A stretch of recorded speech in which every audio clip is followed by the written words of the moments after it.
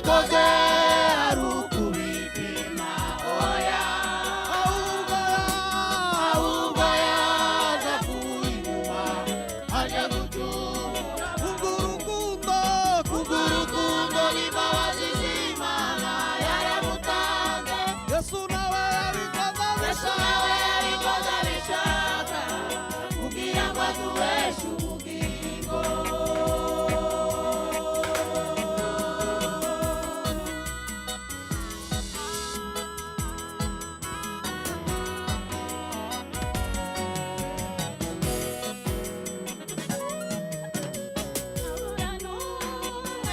Kwitanga ngo acungure abantu yanabibonye ararira. Abura n'umwe wakwitanga ngo acungure abantu yanabibonye ararira.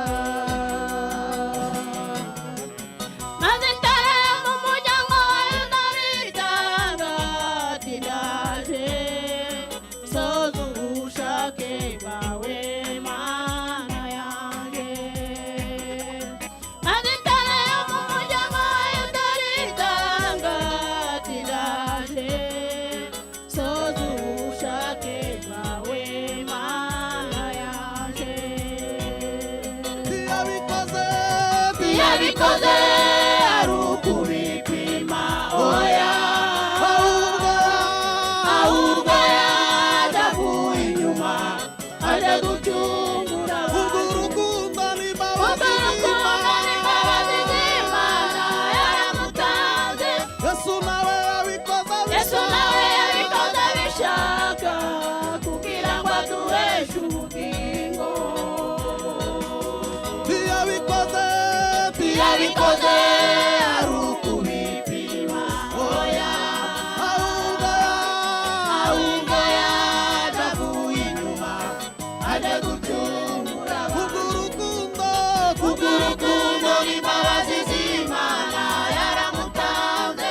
Yesu nawe yabikoze abishaka kugira ngo aduheshe ubugingo.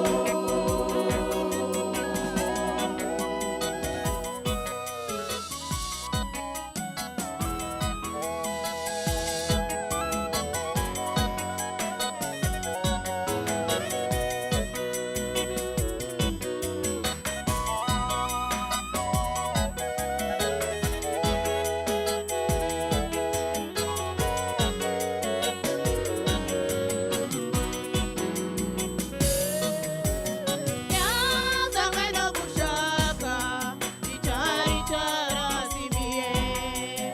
Yazanywe no gushaka icyari cyarazimiye kugira ngo atugarurire uburenganzira twagiraga twongere duhabwe ijambo twemerwe n'Imana.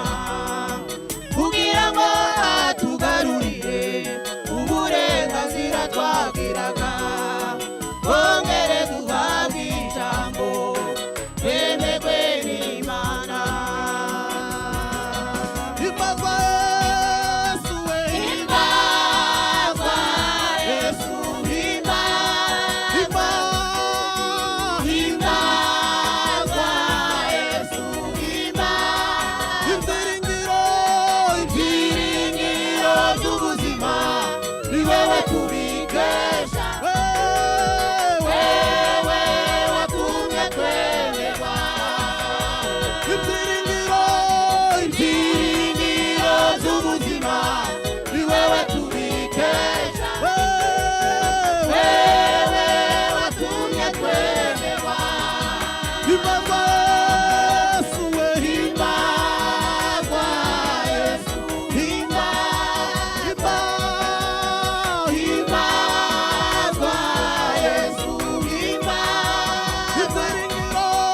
ibyiringiro by'ubuzima ni wewe tubikesha. Wewe watumye twemerwa ibyiringiro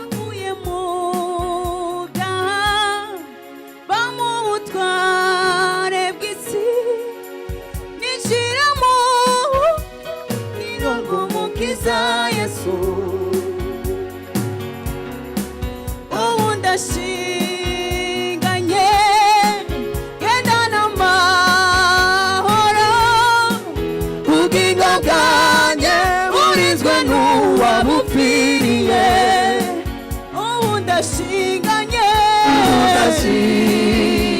gendana amahoro ubugingo bwanjye burinzwe n'uwabupfiriye udashinganye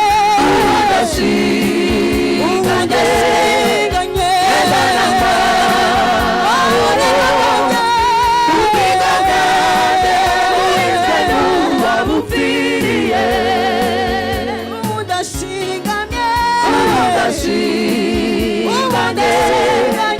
gendana amahoro ubugingo bwanjye burinzwe n'uwabupfiriye udashinganye